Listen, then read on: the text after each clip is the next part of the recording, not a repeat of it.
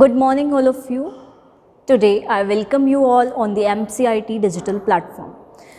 BSc first year paper 3 developmental biology के बारे में स्टडी कर रहे थे. इसमें हम लास्ट क्लास में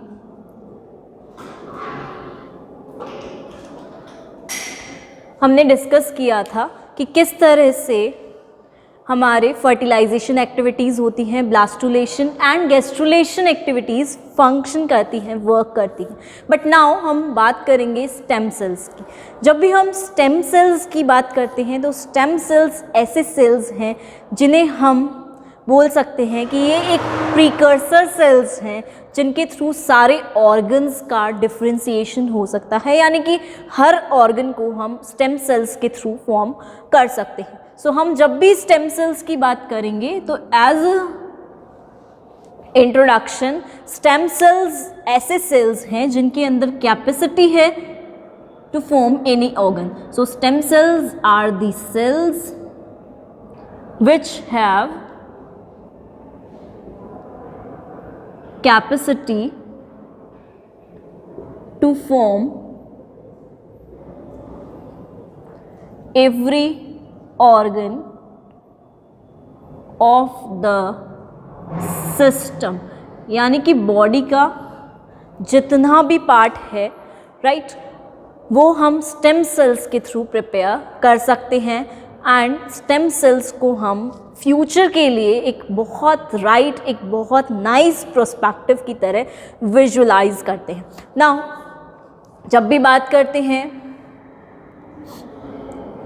स्टेम सेल्स की तो स्टेम सेल्स की कुछ प्रॉपर्टीज़ की भी हम बात करते हैं, यानी कि इनके कुछ कैरेक्टर्स होते हैं जिनकी हम बात करते हैं.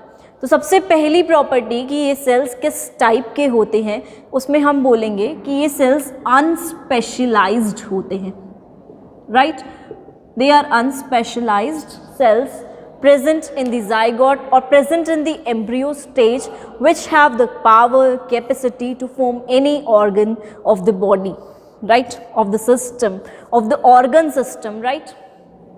So unspecialized है, that means अभी तक इनमें पावर जनरेट नहीं हुई है, राइट, अभी तक इनका स्पेशलाइजेशन नहीं हुआ है. एंड इफ़ इनमें स्पेशलाइजेशन नहीं हुआ है दैट जस्ट मीन्स कि ये स्पेशलाइज नहीं हुए हैं, इसलिए ये किसी भी ऑर्गन को, एनी ऑर्गन को फॉर्म करने की कैपेसिटी रखते हैं.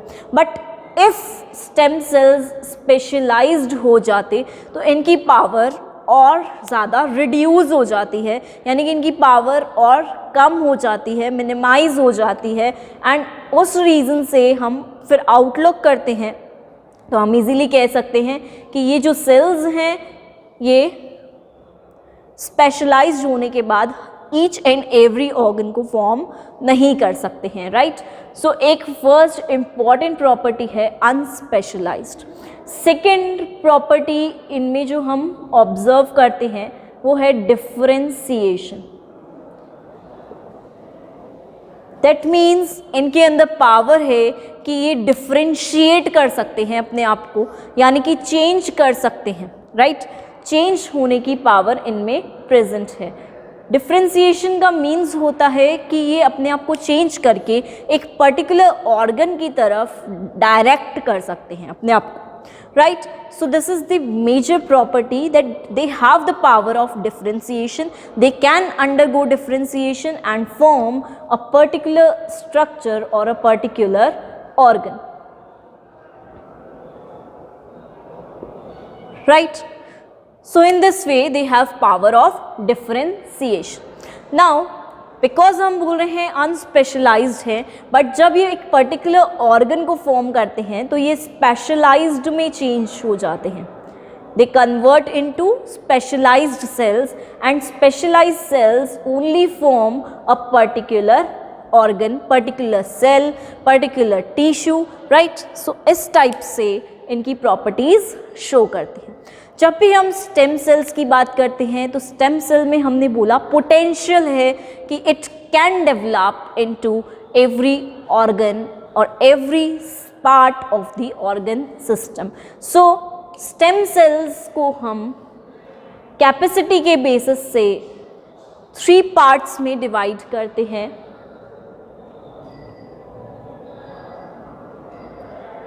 Pluripotent, totipotent and multipotent. कुछ साइंटिस्ट इन्हें यूनिपोटेंट के नेम से भी डिफाइन करते हैं। सो कैपेसिटी के बेसिस पर हमने इन्हें 4 टाइप्स में डिवाइड किया। फर्स्टली, जब भी हम बात करते हैं प्लूरिपोटेंट की, यानी कि ये सेल्स किस टाइप के होंगे, इनके अंदर किस टाइप के कैरेक्टर्स प्रेजेंट होंगे, इनको हम ऑब्जर्व करेंगे। जब भी हमने बात की टोटीपोटेंट की, यानी कि ये cells any type of organ में डेवलप हो सकते हैं, right. That means they have capacity to develop into any type of organ और any type of cell, right. Pluripotent की बात करते हैं तो टोटीपोटेंट सेल्स हैं, यानी कि अगर हम बोल रहे हैं हमें एक सेल से स्किन चाहिए, स्किन का फॉर्मेशन करना है वो भी कर देंगे। एक सेल से लंग का फॉर्मेशन करना है, लंग्स भी फॉर्म कर देंगे। एक सेल से लिवर का फॉर्मेशन करवाना है वो भी फॉर्म करवा देंगे। हार्ट का फॉर्मेशन करवाना है, हार्ट भी फॉर्म करवा देंगे। सो इस टाइप से एक सेल के पास अभी पावर है कि वो बहुत सारे या एनी टाइप ऑफ सेल को फॉर्म कर सकती है। सो उस टाइप से हमने इन्हें टोटीपोटेंट्स नेम दिया। That means they have power to undergo capacity और to undergo any kind of development of the organ. So हमने बोला टोटीपोटेंट। अब जब प्लूरिपोटेंट की बात करते हैं, दैट मीन्स इनकी कैपेसिटी, इनके पास तो फुल कैपेसिटी है, right. They have the fullest capacity.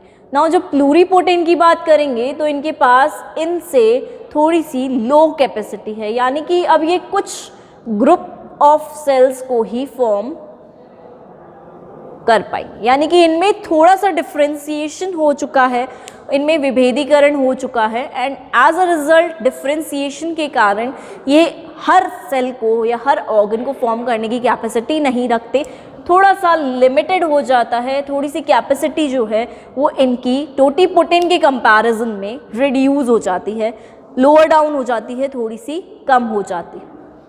वहीं हम बात करेंगे मल्टीपोटेंट की, तो मल्टीपोटेंट के पास क्या है, कैपेसिटी है कि वो प्लूरिपोटेंट से भी कम कैपेसिटी रखता है, यानी कि अब हम बोलेंगे एक पर्टिकुलर ग्रुप के सेल्स को ही ये फॉर्म कर सकता है, राइट।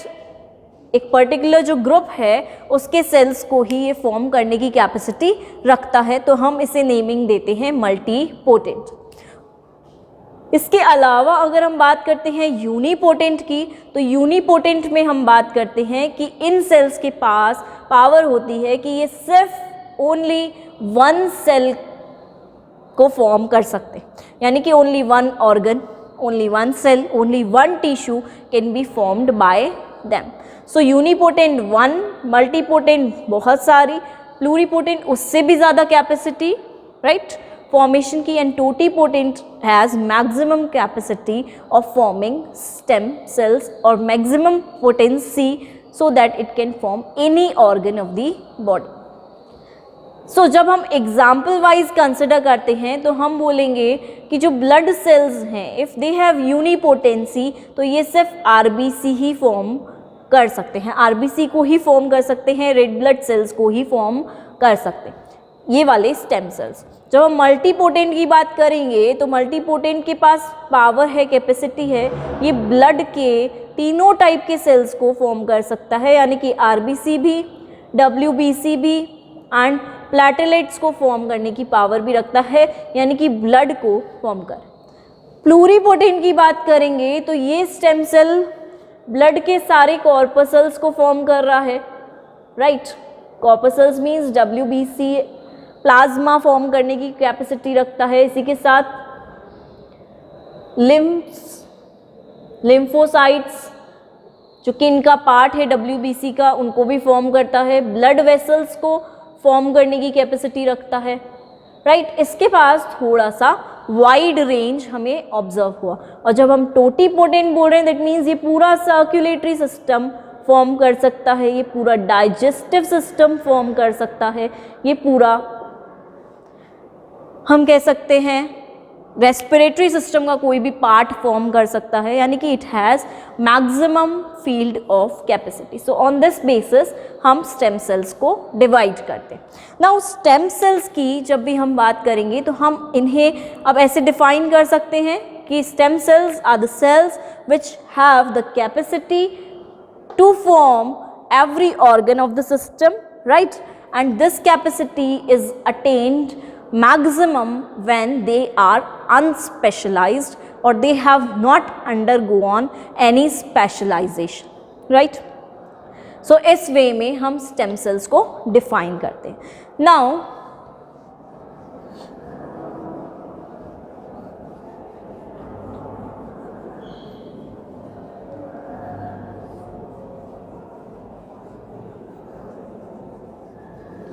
सेकेंडली हम बात करेंगे कि हमने स्टेम सेल्स की प्रॉपर्टी ऑब्जर्व की, उनको हमने डिवाइड किया कि किस टाइप से स्टेम सेल्स हो सकते हैं।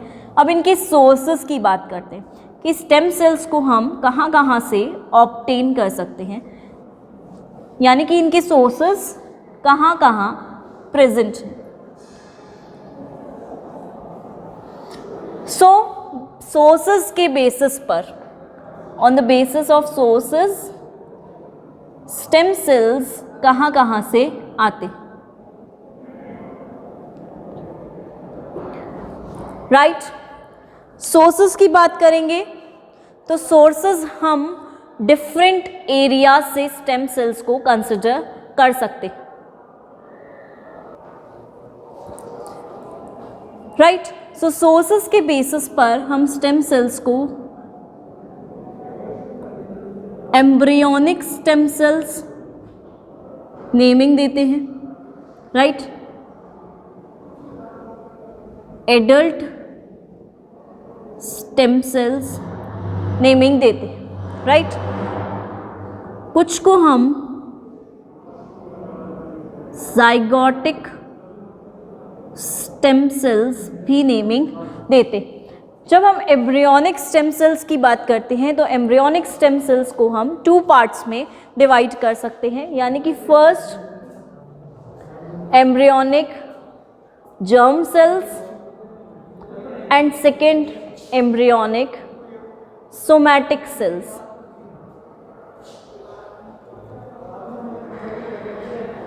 Right? EG cells and ES cells. Firstly, embryonic stem cells हैं, दैट मीन्स इनको हम कहाँ से ऑब्टेन कर रहे हैं? मोस्ट प्रोबेबली एम्ब्रियो से ही ऑब्टेन कर रहे हैं। एडल्ट स्टेम सेल्स हैं तो इनको हम कहाँ से ऑब्टेन कर रहे हैं? मोस्ट प्रोबेबली एडल्ट से ऑब्टेन कर रहे हैं। ज़ाइगोटिक स्टेम सेल्स है, यानी कि ज़ाइगोट से क्लीवेज के बाद जो सेल्स फॉर्म हो रहे हैं उनके थ्रू हम इनको ऑब्टेन करते हैं। सो इस बेसिस पर कि ओरिजिन कहाँ है इनका, ओरिजिन के बेसिस पर हम इन्हें डिफरेंट टाइप्स में डिवाइड कर सकते हैं। नाउ बात करते हैं एम्ब्रियोनिक सोमैटिक सेल्स की। तो सोमैटिक सेल्स हैं मींस जर्म सेल्स को छोड़कर बॉडी में जितने भी सेल्स प्रेजेंट होंगे उनको हम सोमैटिक सेल्स नेमिंग देते हैं। सो एम्ब्रियोनिक सोमैटिक सेल्स एम्ब्रियो के सोमैटिक एरिया से ऑब्टेन किए जाते हैं एंड इनके पास फुल प्रॉपर्टी होती है कि ये एक पर्टिकुलर ऑर्गन को फॉर्म कर सके, राइट? सो इनके पास फुल पावर है, कैपेसिटी है कि ये डिफरेंट टाइप ऑफ सेल्स को फॉर्म करने की कैपेसिटी रखेंगे। जर्म सेल्स की बात करते हैं तो जर्म सेल्स हमें कहाँ से मिल रहे हैं? एम्ब्रियोनिक एम्ब्रियो स्टेज में जर्म सेल्स जो फॉर्म हो रहे हैं वहाँ से हमें जर्म सेल्स ऑब्टेन होते हैं। यानी कि अगर हम बात करते हैं जर्म सेल्स की तो यहाँ पर हम ऑब्ज़र्व करते हैं कि जो मेल गोनाड्स होंगे या फीमेल गोनाड्स होंगे उनके अंदर जो सेल्स प्रेजेंट रहेंगे, राइट? उन सेल्स को लिया जाता है, प्रोपेगेट करवाया जाता है लैबोरेटरीज़ में एंड एज अ रिज़ल्ट हम यहाँ पर एक पर्टिकुलर ऑर्गन को क्रिएट करवा सकते हैं। सो सोमैटिक सेल्स में ज़्यादा प्रॉपर्टीज़ हैं, ज़्यादा पावर है, ज़्यादा कैपेसिटी है as compare to germ cells. Germ cells में थोड़ी सी लेस पावर है, लेस कैपेसिटी होती। वहीं हम एडल्ट स्टेम सेल्स की बात करते हैं तो एडल्ट स्टेम सेल्स को हमने कहा एडल्ट से लेंगे तो इनके पास वैसे ही लो पावर होती है, लो कैपेसिटी होती है, बिकॉज ऑलमोस्ट एडल्ट स्टेज में सेल्स का जो कंपोजिशन है उसमें चेंजेस आ जाते हैं, राइट। एंड सेल की कंपोजिशन में चेंजेस आने के साथ साथ वहाँ पर पावर भी रिड्यूस हो जाती है, राइट। तो जितना प्रॉपरली एक एम्ब्रियोनिक स्टेम सेल ग्रो कर सकता है एक ऑर्गन के अंदर, उतना प्रॉपरली एक एडल्ट स्टेम सेल की ग्रोथ नहीं हो पाती है। वहीं हम बात करते हैं जाइगोटिक स्टेम सेल्स, तो इसको जाइगोट से लिया गया है। पावर इसमें भी कैपेसिटी अच्छी होती है कि वो एक पर्टिकुलर ऑर्गन को ग्रो कर सके, राइट। सो सोर्स के बेसिस पर इस तरह से हम डिवाइड करते हैं। नाउ हम बोल रहे हैं कि स्टेम सेल है, तो स्टेम सेल का कुछ इम्पॉर्टेंट यूजेस भी होते हैं, राइट। तो स्टेम सेल हमें बहुत सारे डिजीजेस से ट्रीट करने में हेल्प करती है। इसी के साथ साथ स्टेम सेल्स हमें जब हम फॉर्म करते हैं लेबोरेटरीज में तो हमें ऑर्गन, राइट, सेल, टिश्यू, इन सबको कल्चर करने में हेल्प करती है लेबोरेटरीज में, राइट। इनमें से किसी की भी नीड होगी तो हम स्टेम सेल को यूज़ कर सकते हैं। वहीं अगर हम नेक्स्ट बात करते हैं इसके अलावा, राइट, ऑर्गन हो गया, सेल हो गया, टिश्यू हो गया, इसके अलावा स्टेम सेल्स का और क्या रोल हो सकता है कि ये बहुत सारे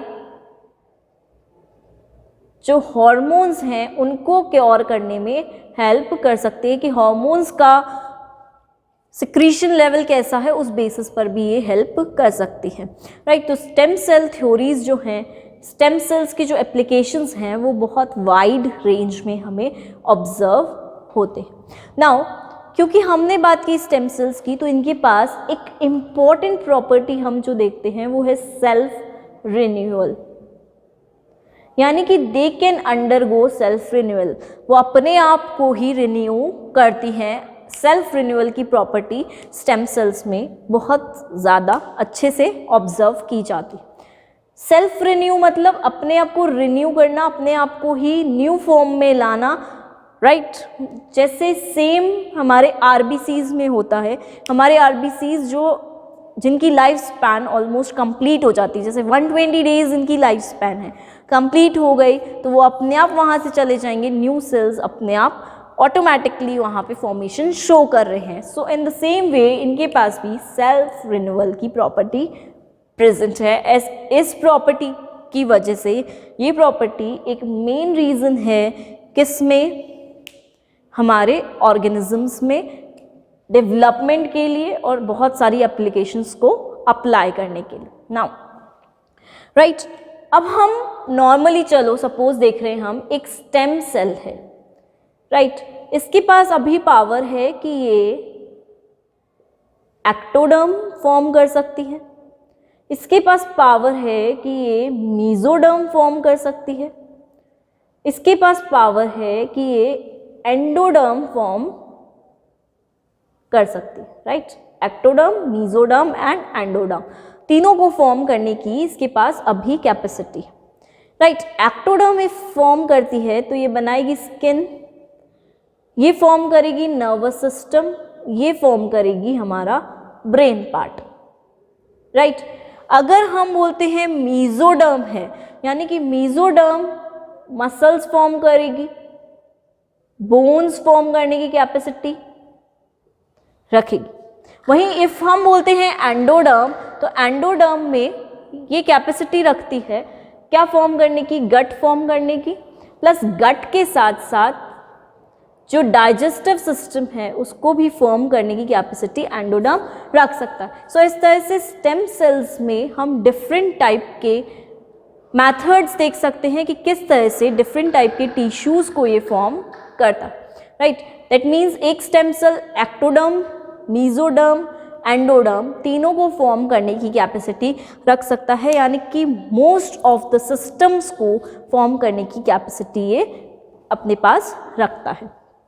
अब जब बात करते हैं हम स्टेम सेल्स की, तो हम एक नॉर्मली बोलते हैं कि स्टेम सेल्स को हम कहाँ कहाँ से ऑब्टेन कर सकते हैं। पहली बात करते हैं हम क्लिनिक्स से ऑब्टेन कर सकते हैं, हम हॉस्पिटल ऑब्टेन कर सकते हैं, कोई डोनर है उससे ऑब्टेन कर सकते हैं,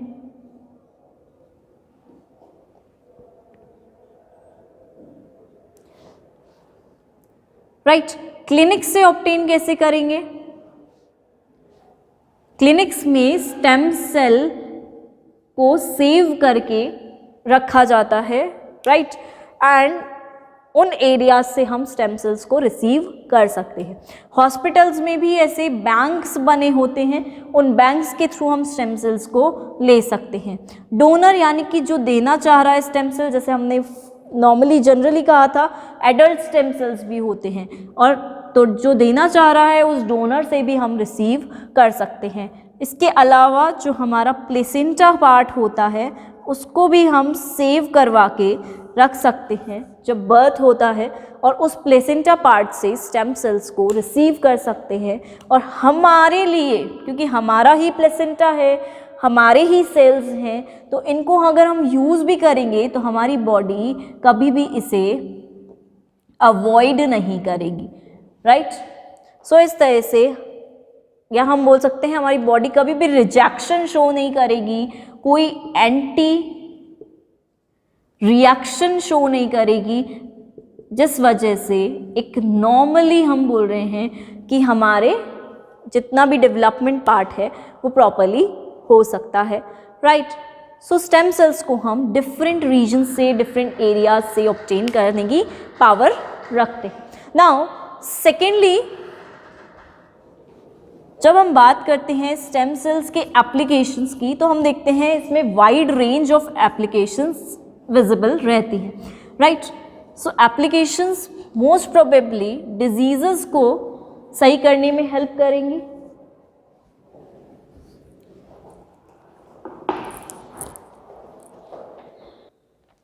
अब इन जनरली जब हम बात करते हैं तो स्टेम सेल्स, जैसे हम एडल्ट बॉडी की बात कर रहे हैं तो हमारी एडल्ट बॉडी में भी कुछ स्टेम सेल्स प्रेजेंट हैं, यानी कि ऐसे सेल्स प्रेजेंट हैं जो मे भी हम बोल रहे हैं टोटीपोटेंसी नहीं शो करते हैं, टोटीपोटेंट नहीं हैं, बट दे हैव पावर कि वो फॉर्म कर सकते हैं सेल्स को, राइट। जैसे हम रेड ब्लड सेल्स की बात करते हैं, रेड ब्लड सेल्स में हम क्या ऑब्जर्व करते हैं कि ये रेड ब्लड सेल्स अपने आप को सेल्फ रिन्यूअल के अंडरगो ले जाते हैं, राइट, सेल्फ रिन्यू करने की कैपेसिटी रखते हैं। That means they are a type of stem cells जो अभी भी डेवलप हो रहे हैं और न्यू स्ट्रक्चर्स को फॉर्म करने की कैपेसिटी रख रहे हैं। इन द सेम वे हम स्किन की बात करते हैं हमारी, तो स्किन में भी हमारी सेल्फ रिन्यूअल की कैपेसिटी है, राइट। दैट मीन्स अगर हमारे स्किन पे कोई भी आके अटैक करता है या हमारे लग जाती है, हम इंजरी के अंडरगो जाते हैं, हम इंजर्ड हो गए सपोज, तो वहाँ पर वो जो स्टेम सेल्स हैं वो वहाँ पर स्किन अपने आप जितने भी वुंड्स होंगे उनको फिल अप करेगी। दैट मीन्स वहाँ पर स्टेम सेल्स प्रेजेंट हैं जो कि सेल्फ रिन्यूअल करवा रहे हैं। हमारे नेल्स में, हेयर्स में भी ऐसे सेल्स प्रेजेंट हैं जो पर्टिकुलरली रिन्यूअल करवा के ग्रोथ करवाते रहते हैं, राइट। तो स्टेम सेल्स एडल्ट बॉडी में भी हमारे बहुत सारे प्रेजेंट रहते हैं। बात करते हैं एप्लीकेशन की, कि स्टेम सेल्स को हम कहाँ कहाँ अप्लाई कर सकते हैं। तो सबसे इम्पॉर्टेंट बात करते हैं हम नर्वस सिस्टम की, राइट। नर्वस सिस्टम में हम नर्व्स की बात करते हैं तो नर्व्स सेल्फ रिन्यूअल नहीं है, राइट। दैट मीन्स एक बार इफ़ डैमेज हो जाती है, डैमेज के अंडरगो जाती है, तो आगे इसका वापस से रिन्यूएशन या रीजनरेशन पॉसिबल नहीं है वहाँ पे। उस कंडीशन में हम डिफरेंट डिजीज़ेस ऑब्जर्व करते हैं। लाइक एक डिजीज़ है हमारा पार्किंसंस डिजीज़। इस डिजीज़ में क्या होता है, इस डिजीज़ में डोपामाइन जो केमिकल है, इस डोपामाइन का लो सिक्रीशन होता है या ये सिक्रीट ही नहीं होता। और डोपामाइन का सिक्रीशन होता है तो हमारा नर्वस सिस्टम बहुत प्रॉपरली वर्क करता है। लेकिन इफ़ ये सिक्रीट नहीं हो पा रहा है, दैट मीन्स यहाँ डिजीज़ हो गई है Parkinson's disease. And Parkinson's disease की जब भी हम बात करेंगे तो पार्किंसंस डिजीज़ में हमें मेमोरी लॉस होने लग जाता है, राइट, हमारे हैंड्स शिवरिंग करने लग जाते हैं। सो इस टाइप के नर्वस डिसऑर्डर्स हम देखते हैं। सो पार्किंसंस डिजीज़ में एक सेल ऐसा होगा जो कि डोपामाइन को रिलीज़ करता होगा, एंड इफ इस सेल की पावर लॉस्ट हो जाती है, ये डोपामाइन को सिक्रीट ही नहीं कर पाता, तो एज अ रिजल्ट हमें डिजीज़ मिलता है। तो हम इस सेल को स्टेम सेल थेरेपी के थ्रू इंड्यूस करा सकते हैं एंड डोपामाइन का सिक्रीशन करवा सकते हैं। यानी कि हम यहाँ पर थेरेपी यूज़ कर रहे हैं, स्टेम सेल्स का यूज़ कर रहे हैं, अप्लाई कर रहे हैं डिजीज़ में एंड प्रॉपर फंक्शनिंग करवाने में हेल्प कर रहे हैं। इसी में सेकेंड आता है हमारा एल्जाइमर। ये डिजीज़ होता है न्यूरोट्रांसमीटर की वजह से। यानी कि पहली बात तो न्यूरोट्रांसमीटर क्या होते हैं, जो कि जितने भी सिग्नल्स हैं नर्वस सिस्टम के, न्यूरॉन्स के, उन्हें आगे ट्रांसफर करने में हेल्प करते हैं। ये न्यूरोट्रांसमीटर्स केमिकल की तरह प्रेजेंट होते हैं, राइट। ये केमिकल्स होते हैं जो कि बॉडी में प्रेजेंट रहते हैं एंड ट्रांसमिट करने में एक इम्पॉर्टेंट रोल प्ले करते हैं।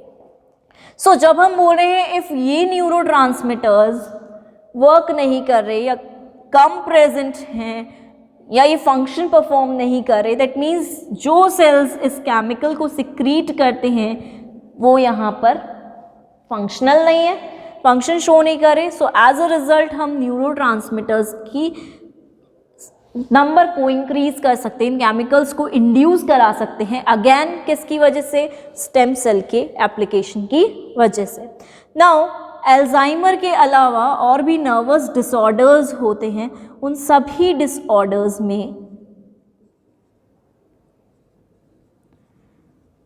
हम देखते हैं कि नर्वस सिस्टम का कुछ पार्ट लॉस हुआ है या फंक्शनिंग नहीं कर रहा है। सो उस जगह पर हम स्टेम सेल्स को इंड्यूस इजीली करवा सकते हैं, राइट। यानी कि कई बार हम देखते हैं कि ब्रेन में मेमोरी लॉस ज़्यादा हो रहा है, राइट, एज के साथ होता है, that is the second thing. But memory loss देखा जाए, राइट, कुछ रिमेंबर ही नहीं रहता या कुछ फील नहीं हो रहा है, सेंसिटिविटी लॉस हो रही है, तो नर्वस डिसऑर्डर्स होते हैं और स्टेम सेल्स के थ्रू हम उन्हें ट्रीट कर सकते हैं। नाउ सेकेंड बात करते हैं हम सर्कुलेटरी सिस्टम की, राइट। सर्कुलेटरी सिस्टम में हम बोलते हैं एक डिजीज होता है मायोकार्डिटिस, यानी कि जो हार्ट है उसके अराउंड जो भी मसल्स प्रेजेंट हैं वो मसल्स फंक्शनिंग नहीं कर पाती या उनमें कॉन्ट्रैक्शन रिलैक्सेशन की प्रॉपर्टी चेंज हो जाती है या लॉस हो जाता है। सो इस कंडीशन में हम क्या देखते हैं, स्टेम सेल के थ्रू हम इनको प्रॉपर फंक्शनिंग की तरफ लेकर जा सकते हैं एंड प्रॉपर फंक्शनिंग होते ही क्या होगा, एक नॉर्मल जो स्ट्रक्चर हमें देखने को मिलता है वो नॉर्मल स्ट्रक्चर, नॉर्मल फंक्शनिंग हमें ऑब्जर्व होगी। So this is the application of stem cell. बात करते हैं हार्ट की, तो कई बार हम ऑब्जर्व करते हैं कि हार्ट में भी कुछ फेलियर्स हो जाते हैं, राइट।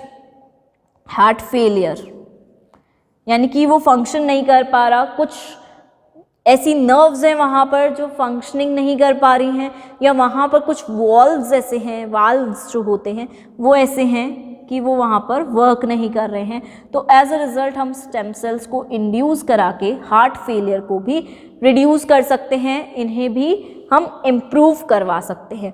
एज अ रिज़ल्ट हम देखते हैं हार्ट अटैक्स होते हैं, उन हार्ट अटैक्स की कंडीशन में भी हम स्टेम सेल थेरेपी दे सकते हैं ताकि प्रॉपर फंक्शनिंग हम करवा सके। यानी हमें करना क्या है, सिर्फ एक स्टेम सेल को इंड्यूस करवाना है एंड प्रॉपर फंक्शनिंग की तरफ लेकर जाना। नेक्स्ट सर्कुलेटरी सिस्टम के बाद हम बात करेंगे डायबिटीज़ की, राइट। जब हम डायबिटीज़ की बात करते हैं तो डायबिटीज़ में हम देखते हैं कि इंसुलिन जो हार्मोन है उसकी कमी से डायबिटीज़ होती है, और इंसुलिन हार्मोन पेंक्रियाज के सेल्स द्वारा सिक्रीट किया जाता है। पेंक्रियाटिक सेल्स जो होते हैं वो सिक्रीट करते हैं, राइट, होते हैं पेंक्रियाज के थ्रू। यानी कि पेंक्रियाज में सेल्स होते हैं डिफरेंट टाइप के, अल्फा सेल्स, बीटा सेल्स। ये सेल्स जो होते हैं डिफरेंट हार्मोन्स को रिलीज करते हैं, राइट। सो बीटा सेल्स की हम बात करते हैं तो बीटा सेल इंसुलिन को सिक्रीट करता है। तो हम बोल सकते हैं कि जो बीटा सेल्स हैं ये बीटा सेल्स में भी प्रॉपरली फंक्शन नहीं कर रहे होंगे, राइट, या इनकी जो प्रॉपर्टी है वो लॉस की तरफ जा चुकी है, प्रॉपर्टी लॉस हो चुकी है। That's why pancreas insulin secrete नहीं कर पा रहे। तो इफ़ हम इन सेल्स को ही चेंज कर दें या स्टेम सेल्स के थ्रू इनमें इंडक्शन क्रिएट कर दें तो एज अ रिजल्ट इंसुलिन का सिक्रीशन प्रॉपर रहेगा एंड डायबिटीज़ में हमें हेल्प मिलेगी कि कैसे वो क्योर हो रहा है, राइट। नेक्स्ट और भी डिजीज़ेस हैं जो कि हेल्प करते हैं स्टेम सेल्स के क्योरिंग में, like cancer, AIDS, right. Cancer भी हम बोलते हैं कि बहुत सारे फैक्टर्स को कंबाइन करके कॉज होता है, राइट। तो बट वहाँ पर हम बोलते हैं कि CD4 सेल्स एंड काफ़ी सारे सेल्स ऐसे हैं जो कि इंक्लूडेड होते हैं और उनके मेल फंक्शन से कैंसर क्रिएट होता है, राइट। तो जो सेल्स उस समय कैंसर को कॉज कर रहे हैं उन सेल्स में हम स्टेम सेल्स का इंडक्शन करवा सकते हैं। In the same way AIDS की भी बात करते हैं हम, राइट। तो यहाँ पर भी एक्वायर्ड इम्यूनोडेफिशिएंसी सिंड्रोम में भी हम स्टेम सेल्स का यूज़ करके हमें एड्स को क्योर करने में हेल्प मिल सकती है। इम्यूनोडेफिशिएंसी सेल्स जो होते हैं, जो डेफिशिएंट हैं, उनको हम स्टेम सेल्स के थ्रू क्योर करवा के एड्स से भी क्योरेबल बना सकते हैं। सो इवन स्टेम सेल्स का यूज़ ऐसे डिजीज़ में भी हो रहा है जो कि क्योर, जिनका कोई क्योर नहीं है या जिन्हें हम एज अ ड्रग ट्रीटमेंट के थ्रू बहुत लो रेट से क्योर कर पा रहे हैं, तो वहाँ पे भी उस फील्ड में भी स्टेम सेल्स की वाइड रेंज हमें ऑब्जर्व हो सकती है। सो बहुत सारे डिजीज़ में इनकी एप्लीकेशन हम यूज़ कर सकते हैं। इसके अलावा स्टेम सेल्स को हम क्लोनिंग के लिए भी यूज़ कर सकते हैं, राइट। कि स्टेम सेल हमने लिया, उसका क्लोन करवाया, राइट, बिकॉज स्टेम सेल हो सकता है हमारे पास लिमिटेड नंबर में हो, बहुत लो नंबर में हो, तो हम क्लोनिंग के लिए भी उसको यूज़ में ले सकते हैं। दैट मीन्स हम स्टेम सेल की क्लोनिंग भी करवा सकते हैं, राइट, जिससे हम उसके नंबर को क्या कर रहे हैं, इंक्रीज कर रहे हैं, राइट, नंबर को इंक्रीज कर रहे हैं क्लोनिंग के through and exact same copies को फॉर्म करवा रहे हैं। In the same way stem cell के साथ साथ हम किसी एनिमल की क्लोनिंग में भी हेल्प ले सकते हैं, जैसा कि हमने एक शीप डॉली के केस में ऑब्जर्व किया। डॉली शीप में भी हमने यही देखा कि स्टेम सेल्स जो थे, जो कि ग्रोइंग सेल थे, जिनके अंदर कैपेसिटी थी ग्रो करने की, उन सेल्स को हमने लिया था शीप से। यानी कि हमने मेमोरी ग्लैंड्स के जो सेल थे, मेमोरी ग्लैंड्स में पावर होती है कि वो ग्रो करते रहते हैं, राइट, वहाँ के सेल्स स्टेम सेल्स नेचर के होते हैं। सो उन सेल्स को हमने रिसीव किया था, राइट, सो ताकि ऑर्गेनिज्म का डेवलपमेंट ईजीली हो सके, फास्ट रेट से हो सके। तो स्टेम सेल्स का यूज़ एनिमल क्लोनिंग में भी कर सकते हैं, राइट। एनिमल क्लोनिंग के साथ साथ इनका यूज़ ड्रग क्लोनिंग में भी हो सकता है, राइट, या थेरेपेटिक क्लोनिंग में भी इनका यूज़ हम इजीली कर सकते हैं। सो बहुत सारे एप्लीकेशंस हम इस तरह से अप्लाई कर सकते हैं। नाउ बात करते हैं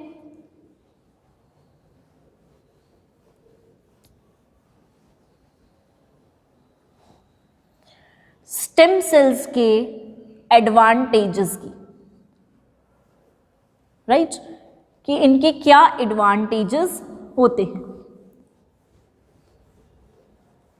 तो जब एडवांटेजेस की बात करते हैं तो एडवांटेजेस में हम बोलते हैं कि स्टेम सेल्स में हम काफ़ी सारे एडवांटेजेस ऑब्जर्व कर सकते हैं, राइट। लाइक हमने बोला कि ये क्या कर रहा है, डिजीज़ेस को क्योर कर रहा है, यानी कि बहुत सारे डिजीज़ेस से हमें प्रोटेक्शन दे रहा है, तो ये सबसे मेन एडवांटेज है। सेकेंड, स्टेम सेल्स को हम क्लोनिंग में यूज़ ले रहे हैं, राइट, तो ये भी एक इसका एडवांटेज है, राइट। थर्डली, स्टेम सेल से किसी को कोई लॉस नहीं है, right, no loss is there. Stem cell अगर हम किसी की बॉडी से रिसीव भी करते हैं तो जो डोनर है, जो कि दे रहा है, राइट, उसको कोई लॉस नहीं है, उसको कोई हार्म नहीं है स्टेम सेल डोनेशन का, राइट।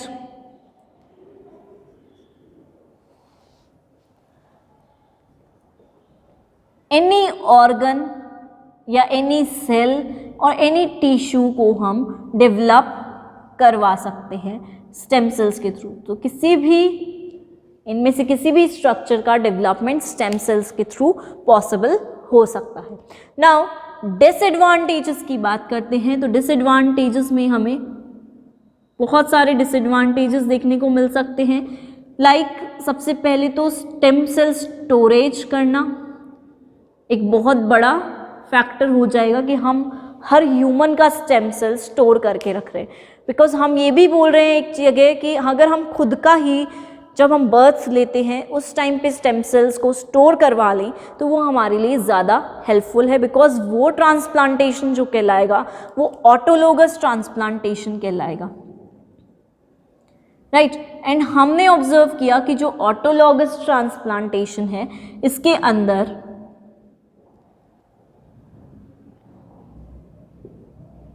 क्या होता है, सेम ऑर्गन यानी कि जो इंडिविजुअल है उसी से स्टेम सेल लेके उसी इंडिविजुअल को दूसरे एरिया में यूज़ करवाया जा सकता है। सो इन द सेम वे हम बोल रहे हैं ऑटोलॉगस ट्रांसप्लांटेशन है जिससे कि बॉडी रिजेक्शन शो नहीं करेगी, एंटीबायोटिक्स बनाएगी नहीं, केमिकल्स का फॉर्मेशन नहीं करेगी। सो एज अ रिजल्ट इसमें हेल्प मिलती है, बट इतना सेल स्टोरेज जो है वो करवाना थोड़ा सा रिस्की वर्क हो जाएगा, राइट। इतना स्टेम बैंक्स को हमें इंट्रोड्यूस करवाना पड़ेगा। टेक्निक्स जो हैं स्टेम सेल्स की वो काफ़ी लो डेवलप्ड हैं हमारी कंट्री में, राइट। इतना मॉडिफिकेशन नहीं है, इतनी मॉडर्न टेक्निक्स नहीं आई हैं जो कि हेल्प कर सके हमें डेवलपमेंट में, राइट। सो लो डेवलप्ड हैं। मनी जो है वो बहुत ज़्यादा यूज़ होता है, मनी यूज़ बहुत ज़्यादा है स्टेम सेल्स में, यानी कि रिसोर्सेज का यूज़ बहुत ज़्यादा है, बहुत कॉस्टली टेक्निक्स हैं, हर किसी की रीच में नहीं है, राइट, रीच नहीं कर सकती हर किसी तक, right, not reachable to every person, क्योंकि अगर कॉस्टली होंगी तो हर कोई नहीं ले पाएगा। वेल इक्विप्ड लैबोरेटरीज भी नहीं हैं हमारे पास, ना ही हमारे पास इतने वेल इक्विप्ड इंस्ट्रूमेंट्स हैं, राइट। सो इस तरह से हमारे पास कुछ डिसएडवांटेजेस भी होते हैं स्टेम सेल्स के, राइट। और हम ये भी नहीं कह सकते कि यहाँ पर एक प्रॉपर हमें चांस मिलेगा कि इस तरह से डेवलपमेंट हो रहा है, राइट। तो एक प्रॉपर हम बोल सकते हैं कि क्योर का हमारे पास प्रॉपर रीज़न भी नहीं है कि किस तरह से क्योरिंग यहाँ पर हो रही।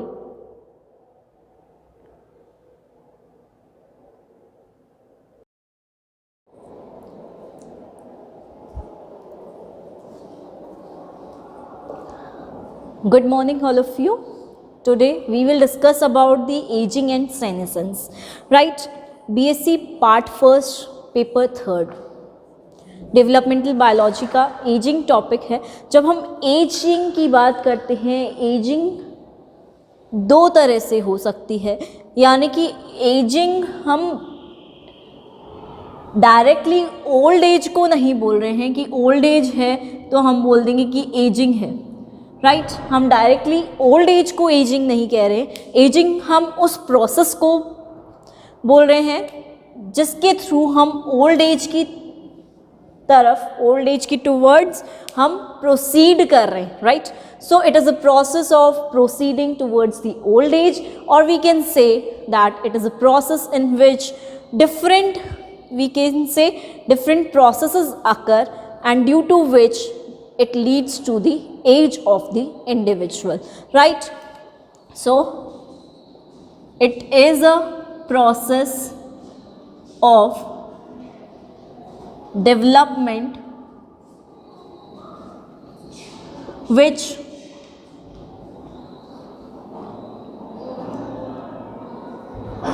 leads us to the old age, right. Development का प्रोसेस है जो कि हमें ओल्ड एज की तरफ प्रोसीड करके ले जाता है, प्रोसेस करके ले जाता है। नाउ अब हम यहाँ ये बोल सकते हैं कि हर इंडिविजुअल की एक पर्टिकुलर एज होती है, एक पर्टिकुलर लाइफ स्पैन होता है, एंड उस लाइफ स्पैन के अलावा, राइट, दैट मीन्स वो लाइफ स्पैन जैसे ही फिनिश होगा तो वो इंडिविजुअल डेथ की ओर जाएगा, राइट, दैट मीन्स उसकी डेथ हो जाएगी। एंड एज अ रिजल्ट हम बोल सकते हैं कि हर इंडिविजुअल का एक पर्टिकुलर लाइफ स्पैन है, एक particular we can say as है कि इस एज के बाद वो सर्वाइव नहीं कर पाएगा। दैट मीन्स एजिंग स्टार्ट होती है बर्थ से and and till death, right. अब एजिंग में हमें डिफरेंट टाइप के डेवलपमेंट देखने को मिल सकते हैं। एक हम प्रोग्रेसिव डेवलपमेंट देख सकते हैं, राइट, एक हम रेट्रोग्रेसिव डेवलपमेंट को ऑब्जर्व कर सकते हैं। यानी कि इफ डेवलपमेंट प्रोग्रेसिव है, राइट, डेवलपमेंट इफ प्रोग्रेसिव है, प्रोग्रेसिव का मतलब है कि उसमें और ज़्यादा मॉडिफिकेशंस हो रहे हैं एंड बेटर वर्ल्ड की तरफ, मतलब किसी चीज़ को बेटर की तरफ ले जा रहा है, मींस पोटेंशियल या कैपेसिटी को वो इंक्रीज कर रहा है। सो इस टाइप के डेवलपमेंट को हम प्रोग्रेसिव बोलेंगे। वहीं इफ़ हम कंसिडर करते हैं कि डेवलपमेंट कैसा है, रेट्रोग्रेसिव टाइप का है, यानी कि क्या हो रहा है, डेवलपमेंट इस डायरेक्शन में होना था बट रिवर्स डायरेक्शन में हमें चीज़ें ऑब्जर्व हो रही है। तो दो टाइप के डेवलपमेंट्स को हम एजिंग के अंडर प्रोसीड करते हैं। लाइक अगर हम एग्जाम्पल वाइज कंसिडर करें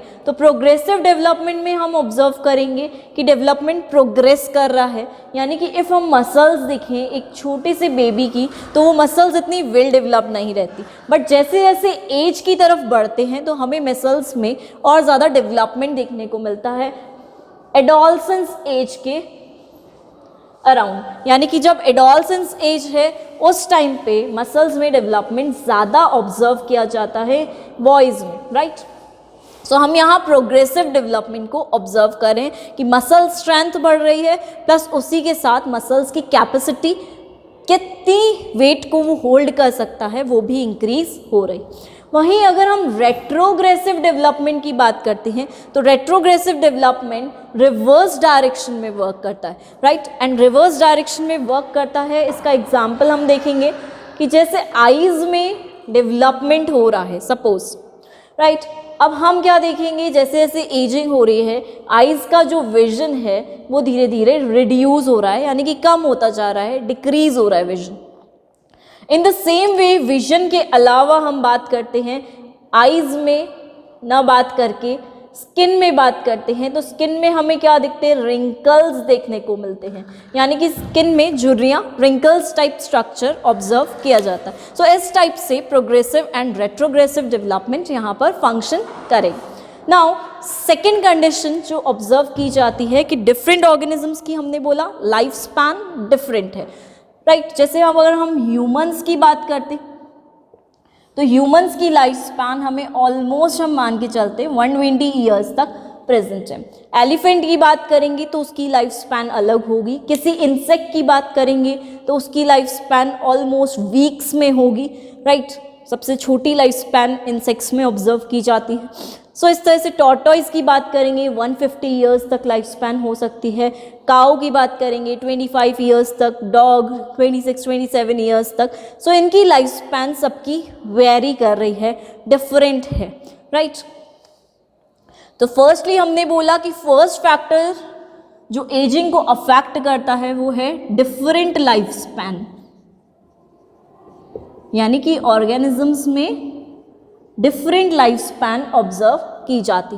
नाउ सेकेंड थिंग कि जब हम बात करेंगे लाइफ स्पैन तो चलो डिफरेंट है मान लिया, इसी के साथ साथ हर सेल जो है ऑर्गेनिज्म का, उसमें भी एजिंग होती है। लाइक हम आरबीसी की इफ बात करते हैं, राइट, आरबीसी 120 डेज तक सर्वाइव कर रहा है, we are saying this, right. So 120 days के बाद न्यू आरबीसी का फॉर्मेशन वहाँ ऑब्जर्व होगा, एंड न्यू आरबीसी के फॉर्मेशन के साथ ही हम क्या ऑब्जर्व करेंगे वहाँ पर, कि वहाँ पर चेंजेस हो रहे हैं, राइट। सो इस तरह से हम देख रहे हैं कि सेल जो है, every cell has different aging process, right, और वो डिफरेंट टाइम पर एजिंग कर सकता है। आरबीसी लेट एजिंग कर रहा है 120 डेज में, कुछ हमारे एपिडर्मल स्किन सेल्स होते हैं वो एजिंग की तरफ जल्दी जाते हैं, बहुत जल्दी जल्दी स्किन विदर करती है, राइट।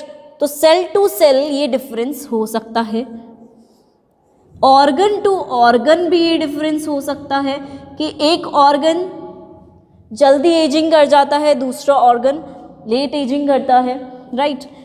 पर्सन टू पर्सन भी ये डिफरेंस वेरी कर सकता है, राइट। ये तो हमने अप्रॉक्सीमेशन दे दिया कि 120 ईयर्स तक ह्यूमन सर्वाइव कर सकते हैं। अब ये 120 ईयर्स आजकल रिड्यूस हो गया है 100 ईयर्स तक, राइट, 190 टू 100 के बीच में फ्लक्चुएट करता है। रिडक्शन आ गया है हमें धीरे धीरे पॉल्यूशन वाले फैक्टर्स के कारण, काफ़ी डिफरेंट फैक्टर्स के कारण। सो हमने बोला पर्सन टू पर्सन भी एजिंग वैरी कर सकती है, राइट।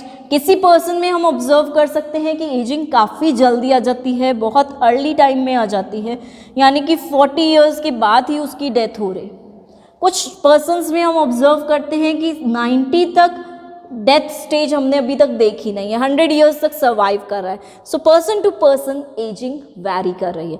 एंड इवन हम पर्सन टू पर्सन बात करते हैं, इवन सेम एज के पर्सन्स को भी हम रखें, राइट।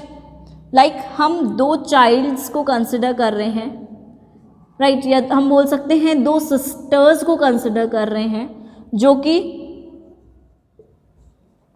सेम एज की हैं, राइट, कजन सिस्टर्स हो सकती हैं, सेम एज की हैं, दोनों की 19 एज है। तो यहाँ पे भी चांसेस हैं कि दोनों सेम एज के हैं, बट फिर भी यहाँ पर एजिंग किसी एक में पहले हो सकती है, किसी एक की डेथ पहले, किसी एक की डेथ बाद में, यानी कि एजिंग यहाँ पर भी वेरी कर रही है। तो हम बोल रहे हैं कि पर्सन टू पर्सन भी वेरी कर सकता है, राइट। एक पर्सन के ऑर्गन टू ऑर्गन भी एजिंग वेरी करता है, एक ही पर्सन में सेल्स भी डिफरेंट तरीके से एजिंग शो कर सकते हैं, because different type of cells present हैं, बिकॉज लाइफ स्पैन भी ऑर्गेनिजम्स की डिफरेंट है। सो एक क्राइटेरिया हम देते हैं कि एजिंग एक प्रोसेस है जो कि डेवलपमेंट की तरफ लेकर जा रहा है एंड ओल्ड एज को टच कर रहा है, राइट। नाउ सेनेसेंस की जब हम बात करते हैं तो सेनेसेंस का इन जनरल मतलब होता है डेथ, राइट, मीन्स एंड की तरफ ले जाना, लाइफ की जो एंड है उस तरफ प्रोसीड करना। Senescence means death. So ageing and death एक दूसरे से बहुत हद तक रिलेटेड हैं, बट एजिंग का मीन्स हम ओल्ड एज नहीं बोल सकते, राइट, बिकॉज इफ़ हम कह रहे हैं कि एक 5 साल का चाइल्ड है, उस चाइल्ड को इफ़ वो 6 ईयर्स का हो जाता है तो हम बोल रहे हैं उसकी एज इंक्रीज हो रही। And if we are saying that it is undergoing aging or he is undergoing aging, so we can't say that he has become the old age, right, या he has touched the old age, right, हम नहीं बोल सकते वहाँ पर। सो ageing process है जो लेकर जा रहा है हमें डेवलपमेंट की तरफ एंड ओल्ड एज की तरफ प्रोसीड करने में हेल्प कर रहा है, राइट। अब हम ऑब्जर्व करते हैं कि एजिंग की तो हमने बात की, बट एजिंग की वजह से हम काफ़ी सारे डिफरेंसेस ऑब्जर्व करते हैं, राइट। उन डिफरेंसेस को देख लेते हैं कि क्या क्या चेंजेस हमें एजिंग की वजह से ऑब्जर्व होते हैं। इन चेंजेस को हम 3 प्रोसेस में डिवाइड कर सकते हैं इजीली, राइट।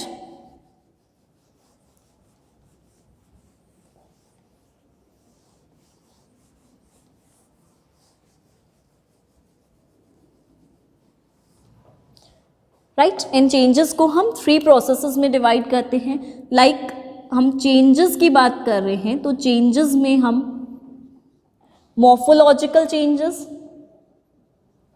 ऑब्जर्व करेंगे, राइट। सेकेंड चेंजेस में हम सेल्यूलर चेंजेस ऑब्जर्व करेंगे, एंड थर्डली चेंजेस में हम एक्स्ट्रा सेल्यूलर चेंजेस को भी ऑब्जर्व करेंगे। इफ हम नेम देते हैं मॉर्फोलॉजिकल चेंजेस, यानी कि ये ऐसे चेंजेस हैं जो मॉर्फोलॉजी को चेंज करते हैं, that means they directly hit the morphology of the organism. External structures morphology को इंडिकेट करते हैं, एंड मॉर्फोलॉजिकल चेंजेस में एक्सटर्नल स्ट्रक्चर्स की बात आती है। सो जब भी हम ऑर्गेनिज्म को देखते हैं बाहर से एक्सटर्नली, तो हमें डिफरेंट टाइप के ऑर्गन्स देखने को मिलेंगे। जैसे सबसे पहले फर्स्टली हम अगर बात करते हैं हेयर्स, मॉर्फोलॉजी है, बाहर से जो हमें स्ट्रक्चर्स ऑब्जर्व हो रहे हैं। सो हेयर्स में हम क्या ऑब्जर्व करते हैं, धीरे धीरे इनकी ग्रोथ जो होगी वो रिड्यूस हो जाएगी, राइट। वाइटनिंग आ जाएगी, यानी कि पिगमेंट का लॉस हो रहा है, एंड इसी के साथ पिगमेंट क्योंकि रिड्यूस हो रहे हैं तो वाइट हेयर्स ओल्ड एज के साथ, एजिंग के साथ ऑब्जर्व होते हैं। स्ट्रेंथ जो है हेयर्स की, वो स्ट्रेंथ भी धीरे धीरे रिड्यूस हो जाती है, राइट। सेकेंडली हम बात करते हैं हेयर्स के बाद ईयर की। ईयर्स में हम क्या देखते हैं कि ईयर्स में जो सुनने की क्षमता होती है, हियरिंग पावर होती है, वो एजिंग के साथ साथ रिड्यूस होती है, राइट। हियरिंग पावर रिड्यूस हो रही है, एंड ईयर ड्रम्स जो होते हैं वो कई बार फंक्शनल नहीं रह पाते। सो नॉन फंक्शनल या नॉन फंक्शंस भी देखे जाते हैं, ईयर्स के ऑब्जर्व किए जाते हैं। नाउ थर्डली हम बात करते हैं ईयर्स के बाद टंग की। टंग में भी चेंजेस दिखते हैं। टेस्ट बर्ड्स जो होती हैं वो ओल्ड एज में उनका नंबर जो है वो रिड्यूस हो रहा है, यानी कि जो टंग पे टेस्ट बर्ड्स प्रेजेंट हैं उनका नंबर रिड्यूस हो रहा है, एंड एज अ रिजल्ट जब हम नंबर रिड्यूस होने की बात करते हैं तो यहाँ पर हम कंसिडर करते हैं कि इनका जो टेस्ट होगा एजिंग की तरफ बढ़ते हुए लोगों का, ओल्ड एज पर्सन्स का जो टेस्ट होगा वो as compare to young persons, as compare to child, वो टेस्ट धीरे धीरे रिड्यूस होता जाए, राइट। टीथ की बात करते हैं, एजिंग के साथ टीथ पहले सबसे पहले टेम्पररी आते हैं, जिन्हें हम मिल्क टीथ के नाम से जानते हैं, राइट। टेम्पररी के बाद एज के साथ साथ परमानेंट टीथ भी ऑब्जर्व होते हैं, राइट। यानी कि 2 सेट ऑफ टीथ है, पहले टेम्पररी फिर एज के साथ परमानेंट, एंड परमानेंट के साथ धीरे धीरे टीथ जो हैं वो स्ट्रेंथ में कम होते हैं, रिड्यूस होते हैं, और बाइटिंग पावर जो है वो भी रिड्यूस हो जाएगी, राइट। इसी के साथ जब हम आईज की बात करते हैं तो आईज में भी हमें रिडक्शन देखने को मिलता है, यानी कि आईसाइट जो है, मायोपिया, मेट्रोपिया ऑब्जर्व होते हैं, आईसाइट रिड्यूस होने लगती है। रॉड्स एंड कॉन्स जो आईज में प्रेजेंट होते हैं उनका नंबर रिड्यूस होता है, रेटिना पावर में रिड्यूस होता है, लेंस की जो पावर है वो रिड्यूस होने लगती है। सो इस टाइप से आईज में भी चेंजेस ऑब्जर्व होते हैं with the proceeding of ageing. Now eyes के अलावा हमें स्किन में भी चेंजेस दिखते हैं, राइट। एंड स्किन की जब हम बात करते हैं तो स्किन में हमें जो कोलेजन्स प्रेजेंट होते हैं, इलास्टिन्स प्रेजेंट होते हैं, इनमें जो क्रॉस लिंकिंग होती है वो क्रॉस लिंकिंग धीरे धीरे एजिंग के साथ साथ रिड्यूस होने लगती है, और उस रिडक्शन के कारण हम क्या देखते हैं कि जो इलास्टिसिटी है स्किन की, स्किन में जो खिंचाव है, जो हम बोल सकते हैं स्ट्रेंथ है, राइट, वो रिड्यूस होती है, वो कम होती है, रिड्यूस होती है। As a result skin wrinkled हो जाती है, क्योंकि बिकॉज कुछ मटेरियल जो है नीचे कोलेजन वो वहाँ से रिड्यूस हो रहा है, हट रहा है, रिमूव हो रहा है। सो कुछ नीचे से इफ रिमूव होता है, कुछ सब्सटेंसेस रिमूव होते हैं, as a result skin will become loose. पहले टाइट स्किन है, राइट। सो उनके रिडक्शन के कारण, उनके नंबर में रिड्यूस होने के कारण रीज़न है कि स्किन जो है उसमें लूजनिंग देखी जाती है, एंड लूजनिंग किसी सब्सटेंस के हटने से हो सकती है। नाउ क्योंकि मॉर्फोलॉजिकल चेंजेस है तो इसके साथ हमने सिस्टम्स को भी ऐड किया है, मॉर्फोलॉजिकल चेंजेस एंड सिस्टम्स। तो सिस्टम्स की जब हम बात करते हैं तो हमारे पास सिस्टम आता है digestive system.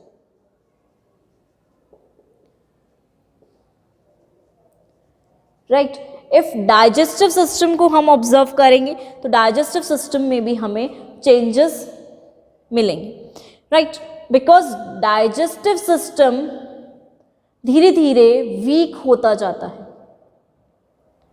Right. Digestive system में हमें चेंजेस मिलेंगे, डाइजेस्टिव सिस्टम वीक हो जाता है धीरे धीरे विद एज, एंड जो डाइजेशन प्रोसेसेस हैं वो और स्लो डाउन हो जाते हैं,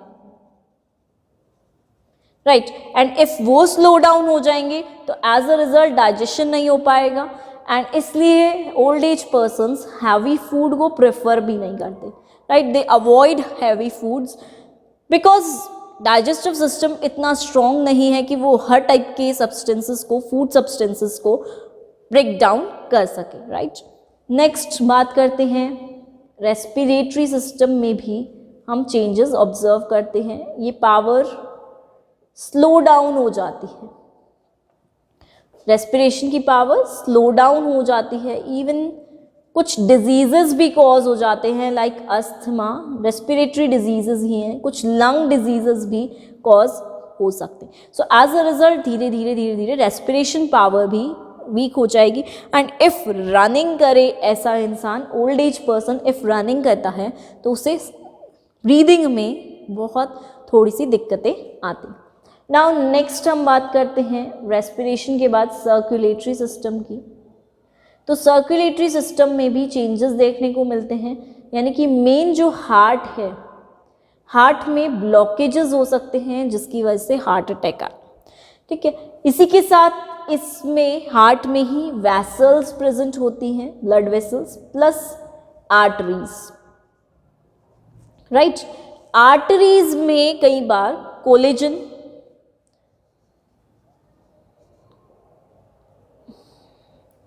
की तो बात नहीं करते हैं, बट आर्टरीज में कई बार कोलेस्ट्रॉल डिपॉजिट होता है,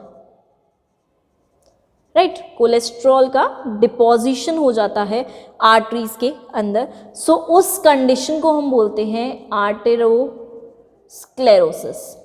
यानी कि इफ कोलेस्ट्रॉल डिपॉजिट होगा ओल्ड एज के साथ, बिकॉज प्रोसेसेस स्लो डाउन हो चुके हैं, तो कोलेस्ट्रॉल के डिपॉजिशन के ही कारण वहाँ पर क्या होता है, ब्लॉकेज हो जाता है, and as a result blood flow नहीं कर पाएगा, एंड ब्लड फ्लो नहीं कर पाएगा तो ब्लड को ऑक्सीजन भी एम्पल अमाउंट में नहीं मिल पाएगा, राइट।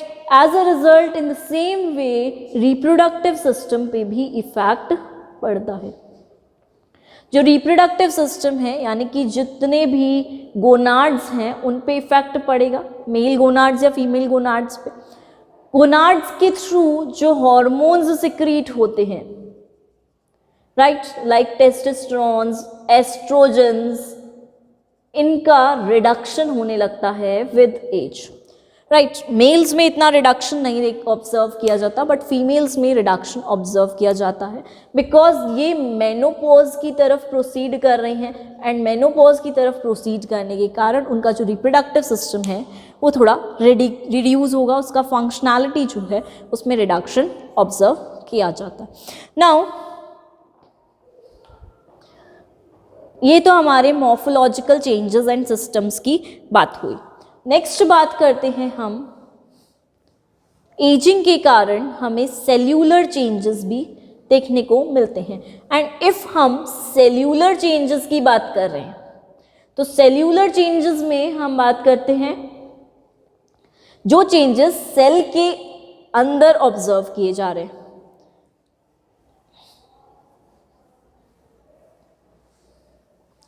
राइट जो चेंजेस सेल में ऑब्जर्व किए जा रहे हैं उन्हें हम सेल्यूलर चेंजेस नेमिंग देते हैं।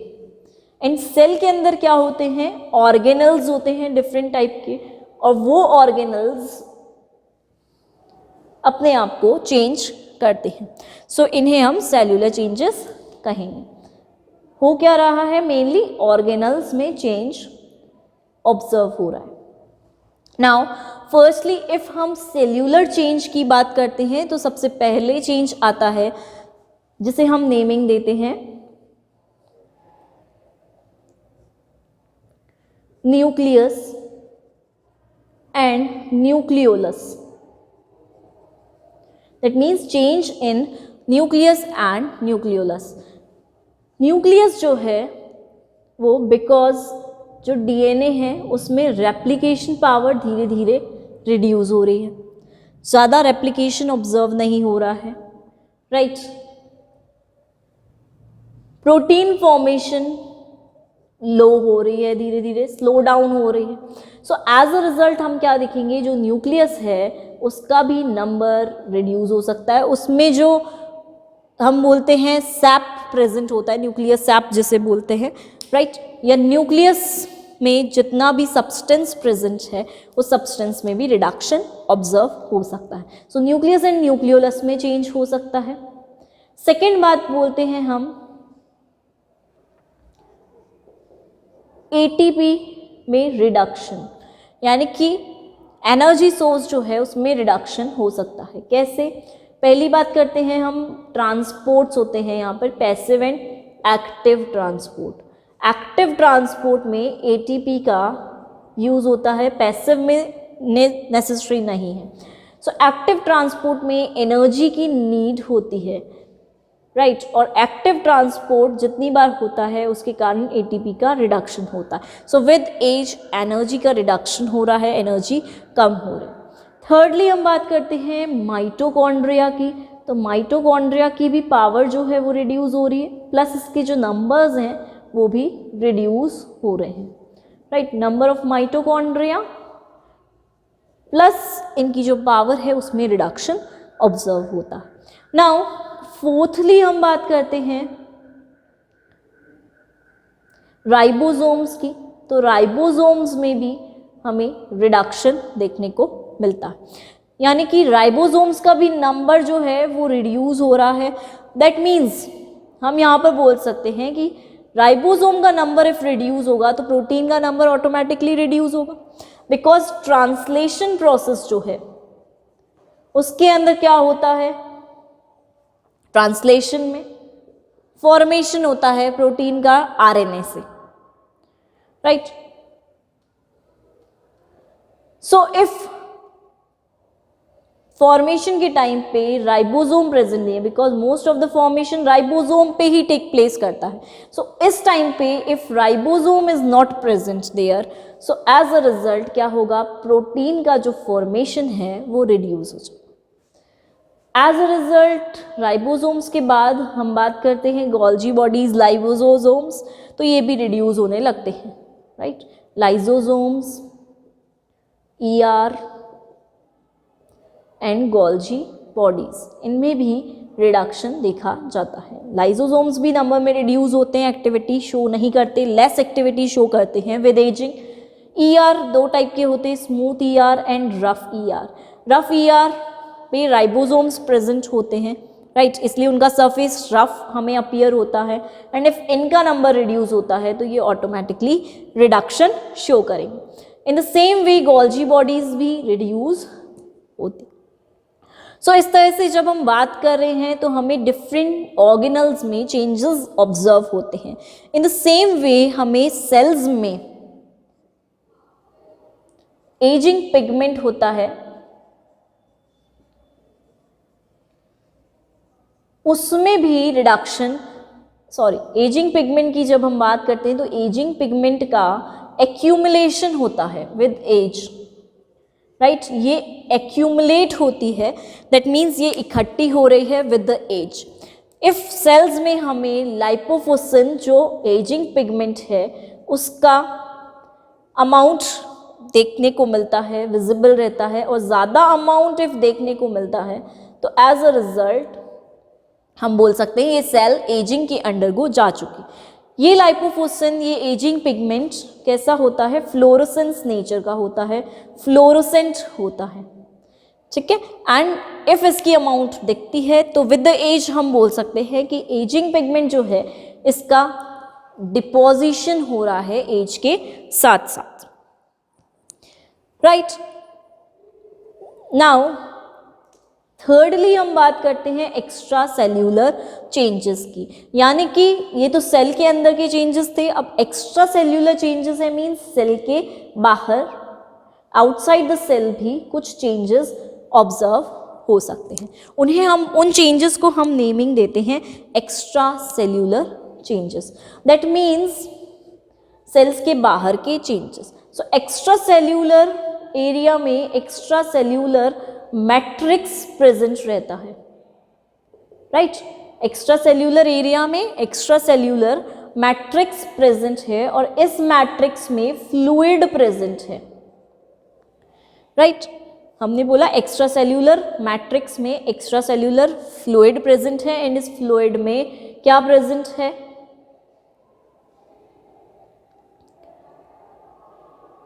डिफरेंट मिनरल्स प्रेजेंट हो सकते हैं, राइट, और इसी के साथ कुछ अमाउंट फ्लूइड का प्रेजेंट है। सो एक्स्ट्रा सेल्यूलर चेंजेस में क्या होगा, इस फ्लूइड का रिडक्शन हो सकता है विद एज, या फिर डिफरेंट मिनरल्स जो प्रेजेंट रहे होंगे उस फ्लूइड में उनका भी रिडक्शन हो सकता है। सो extra cellular changes in detail हम नहीं स्टडी करते हैं, बस इतना है कि फ्लूइड या मिनरल्स का अमाउंट डिक्रीज हो सकता है with ageing, right. With the proceeding of ageing इनका नंबर अमाउंट रिडक्शन हो सकता है। नाउ थ्योरीज ऑफ एजिंग की बात करते हैं, तो एजिंग की हमें डिफरेंट थ्योरीज ऑब्जर्व होती हैं, राइट। बहुत सारी थ्योरीज एजिंग की प्रेजेंट हैं।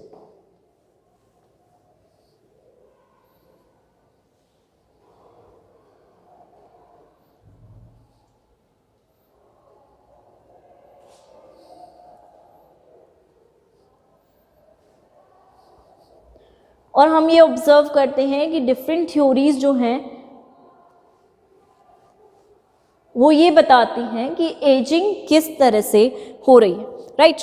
दैट मीन्स एजिंग प्रोसीड कैसे कर रही है, ये थ्योरीज बताते हैं कि एजिंग के पीछे रीज़न क्या है कि एजिंग हो रही है। सो डिफरेंट थ्योरीज की जब भी हम बात करते हैं तो इन जनरल हम ऑब्जर्व करते हैं कि डिफरेंट थ्योरीज एजिंग की प्रेजेंट होती हैं। इफ़ हम बोल रहे हैं कि फर्स्ट थ्योरी एनवायरमेंटल थ्योरी है,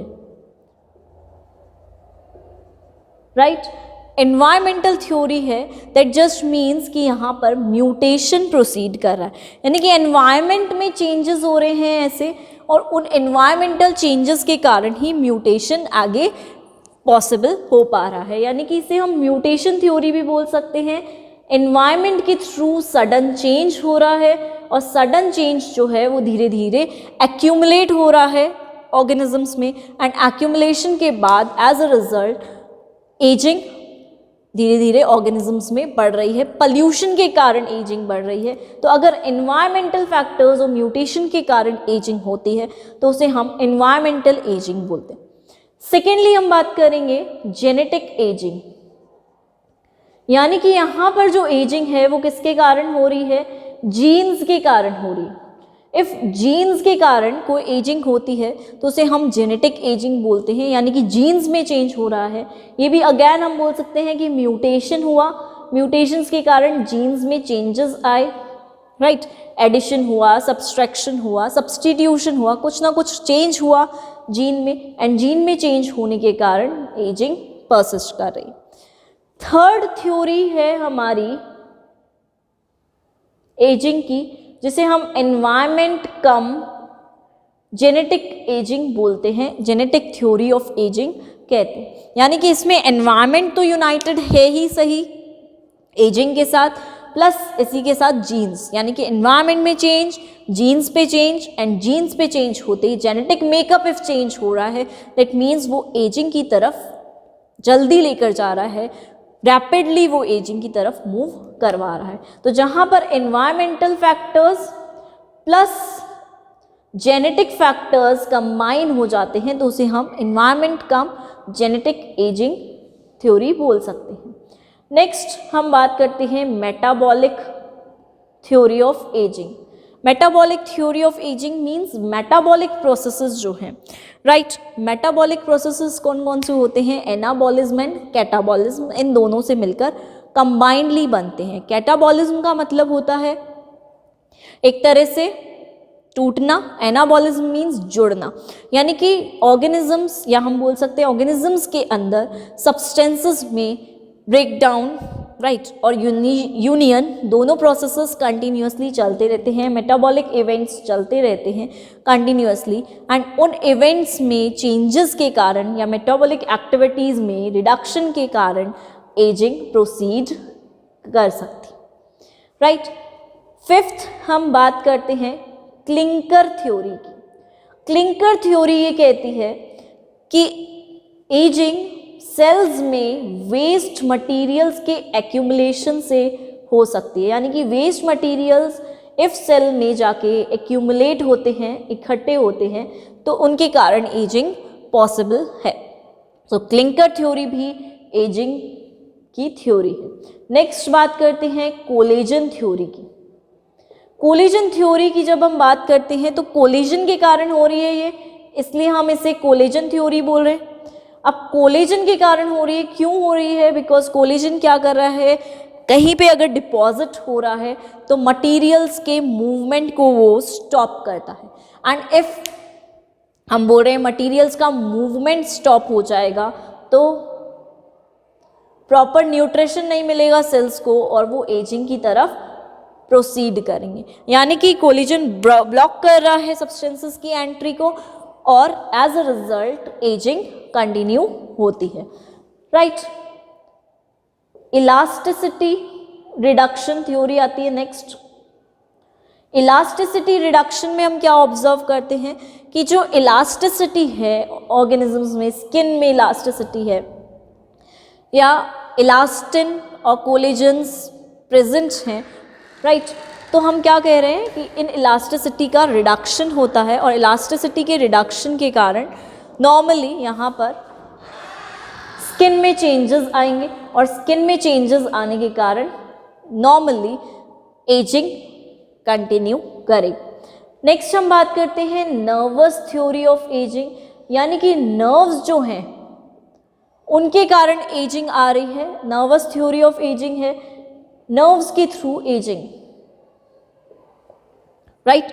सो इफ नर्वस थ्योरी की बात कर रहे हैं, नर्व्स के थ्रू एजिंग की बात कर रहे हैं, तो इन जनरल हम बात करते हैं कि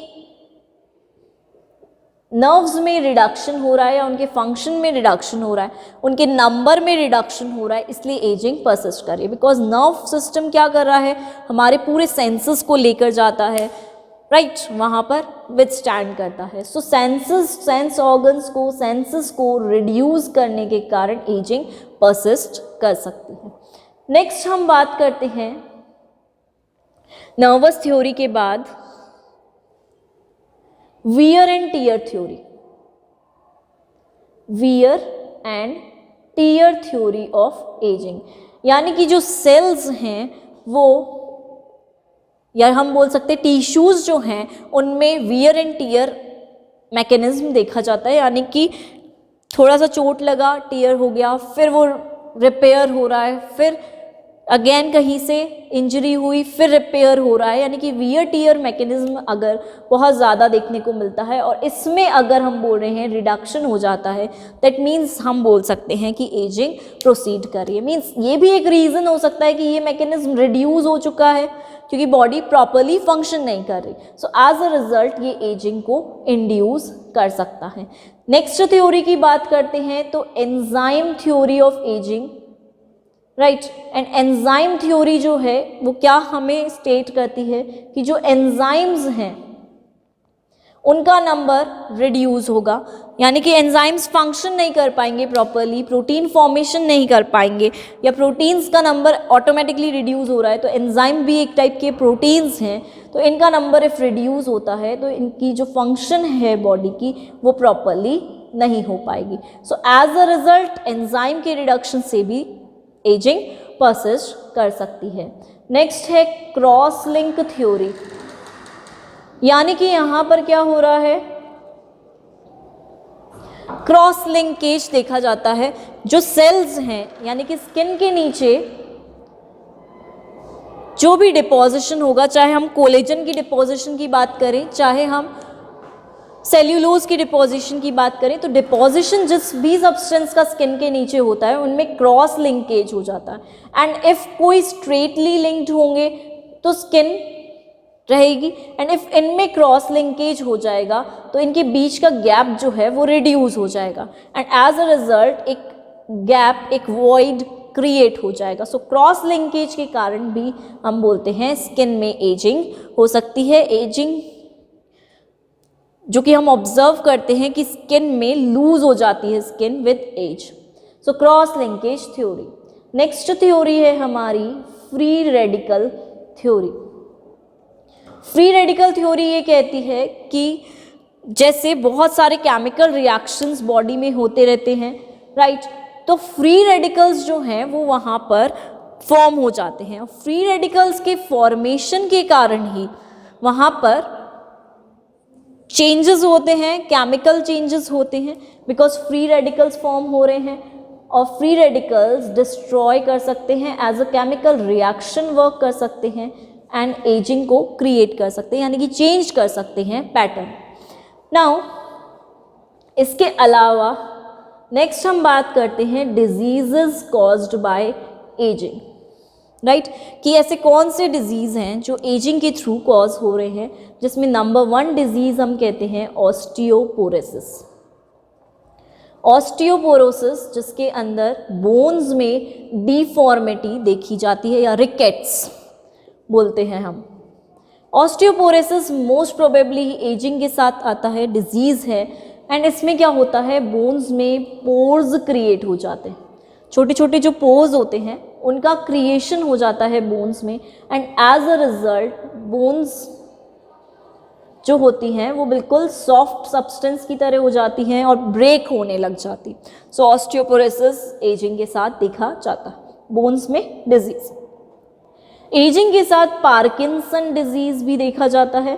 पार्किंसंस डिजीज में क्या होता है, नर्वस सिस्टम से रिलेटेड डिजीज है, एंड इसके अंदर हम ऑब्जर्व करते हैं कि डोपामाइन जो है उसका कंटेंट रिड्यूस हो जाता है, कम हो जाता है, and as a result person की मेमोरी बहुत स्लो डाउन हो जाती है, मेमोरी इतनी फास्ट वर्क नहीं करती। In the same way Alzheimer disease की भी हम बात करते हैं। सो एल्जाइमर डिजीज़ भी नर्वस सिस्टम से रिलेटेड डिजीज़ है। यहाँ पर न्यूरोसेक्रेटरी जो सेल्स होते हैं उनका नंबर रिड्यूस होता है, एंड एज अ रिजल्ट वहाँ पर इंफॉर्मेशंस लेट पहुँचती हैं, स्लो डाउन होकर पहुँचती हैं। सो एजिंग में ही ये डिजीज़ ऑब्जर्व होता है। कैंसर डिजीज़ेस भी एजिंग के साथ ऑब्जर्व किए जाते हैं, राइट, यानी कि चेंजेस होते हैं सेल में, सेल अपनी डिवीजन कैपेबिलिटी बहुत ज़्यादा रैपिड कर लेते हैं और बहुत जल्दी जल्दी सेल डिवाइड करने लगता है। सो एजिंग के साथ क्योंकि कुछ सब्सटेंसेस वहाँ से रिमूव हो जाते हैं या नॉन फंक्शनल हो जाते हैं, तो कैंसर जैसे सिम्टम्स ऑब्जर्व होते हैं। एड्स जैसे सिम्टम्स भी, डिजीज़ेस जो हैं वो भी एजिंग के साथ ऑब्जर्व होते हैं। हार्ट अटैक्स एजिंग के साथ ऑब्जर्व किए जा सकते हैं। हार्ट ब्लॉकेजेस जो होते हैं वो एजिंग के साथ ऑब्जर्व किए जा सकते हैं, राइट। सो इस टाइप से कुछ डिजीज़ेस हैं जो एजिंग के थ्रू हो सकते हैं। डायबिटीज़ को भी हम बोलते हैं कि एज के साथ डायबिटीज़ डिजीज़ भी पॉसिबल हो सकता है। इंसुलिन की कमी आ जाती है तो मेटाबॉलिज्म सिस्टम जो है वो प्रॉपरली वहाँ पर फंक्शन नहीं करेगा, and as a result ageing proceed करेगी। सो इन दिस वे हम बोल सकते हैं कि एजिंग के डिजीज़ेस होते हैं।